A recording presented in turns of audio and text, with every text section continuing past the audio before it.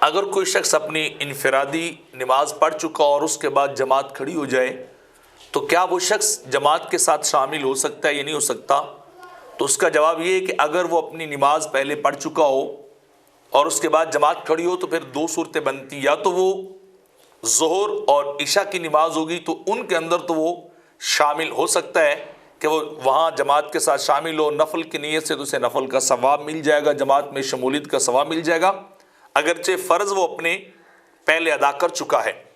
لیکن اگر فجر کی، عصر کی اور مغرب کی نماز ہو تو پھر ان میں وہ اگر تنہا نماز پہلے پڑھ چکا ہے تو دوبارہ جماعت کے ساتھ شامل نہیں ہو سکتا۔ فجر اور عصر میں تو اس لیے شامل نہیں ہو سکتا کہ ان دو نمازوں کے پڑھ لینے کے بعد نوافل ادا کرنا درست نہیں ہوتے، اور مغرب کی نماز میں جماعت میں اس لیے شامل نہیں ہو سکتا کہ چونکہ 3 رکعت نوافل جو ہے وہ شریعت کے اندر روا ہی نہیں ہے، جائز نہیں ہے، تو لہٰذا وہ صرف 2 نمازیں اگر ظہر ہو یا عشاء ہو تو ان کے اندر شمولیت کر کے ثواب لے سکتا ہے، باقی 3 نمازوں کے اندر وہ شامل نہیں ہو سکتا۔ ہاں، اور کوشش بھی یہ کرنی چاہیے